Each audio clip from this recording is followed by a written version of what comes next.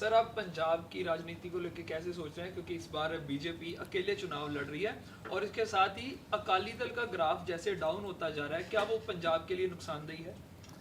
ये बड़ा अच्छा सा, मैं अभी पंजाब से आ रहा हूँ। दूसरा पार्ट जो आपका है वो बहुत ही इंपॉर्टेंट है, क्योंकि अकाली का जो वोट है वो धीरे धीरे जो पंथिक वोट था वही ये अमृतपाल वगैरह उसे टारगेट करे। जब मॉडरेट पार्टी कमजोर होती है तो वो एक्सट्रीम पार्टी उस वोट को ले लेती है। सिमरनजीत सिंह मान एक जमाने में करते थे, अब अमृतपाल कर रहे हैं, बेअंत सिंह के पोते कर रहे हैं। ये बड़ी अकाली दल का ग्राफ जरूर नीचे गया है, पर उसका फायदा किसको मिल रहा है? अमृतपाल जैसे लोगों को, जो एक्सट्रीम वॉइसेस हैं। पहला आपने कहा बीजेपी आज की तारीख में, ये देखिए ये पंजाब की अद्भुतता है। आपका ये 2014-19 लीजिए, बीजेपी बाकी पूरे उत्तर भारत में हावी रही, पंजाब में नहीं।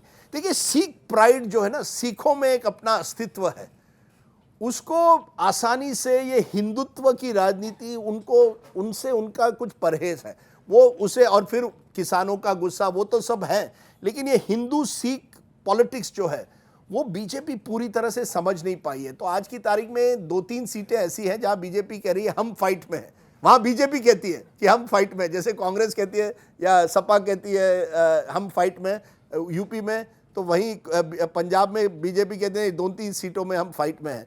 लेकिन मुश्किल है बीजेपी के लिए। जो असली लड़ाई आज है कांग्रेस और आप के बीच में है।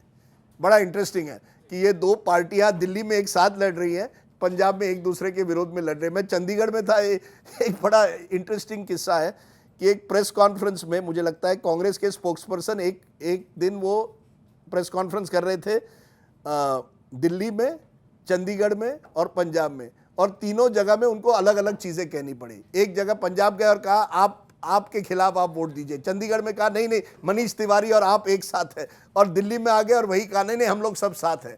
तो कहीं कहीं आप हम सब साथ हैं, तो यहाँ कहीं जैसे प्रधानमंत्री ने कहा हम आपके हैं कौन। तो ये आप और कांग्रेस की परेशानी है वहाँ। तो कई यंग नेता उभर कर आ रहे, जो अभी मैं पंजाब से आ रहा हूँ, वहाँ तो ट्रबलिंग ये है कि वहाँ बात हो रही है अमृतपाल सिंह की कि वो शायद चुनाव अपना जीत जाए। अब आप सोचिए, जेल से एक ऐसा व्यक्ति जो खालिस्तान की बात करता है वो शायद चुनाव जीत जाए। बेअंत सिंह जिसने इंदिरा गांधी की हत्या की, उनका पोता लड़ रहा है इंडिपेंडेंट, वो भी रेस में है। पंजाब में एक अलग राजनीति हो रही है। देखिए ये चुनाव ये दिखा रहा है इस देश में वन नेशन वन लीडर की राजनीति की एक सीमा होती है।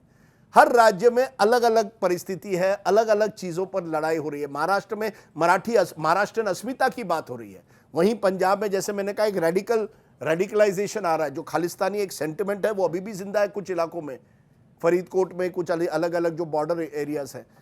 तो ये देश विभिन्नता का देश है, और जो इन विभिन्नता को साथ लेकर चले वो नेता असली नेता होता है, मुझे लगता है। सर एक ना अमृतपाल के बारे में जैसे बात आती है कि ये इसके पीछे कोई आरएसएस की थ्योरी होती है, क्या आप जानते हैं इनमें कोई सच होता है ऐसी बातों में? नहीं, मैं नहीं मानता। वे जब तक कोई प्रमाण दे तब तक मैं नहीं मानता इसको।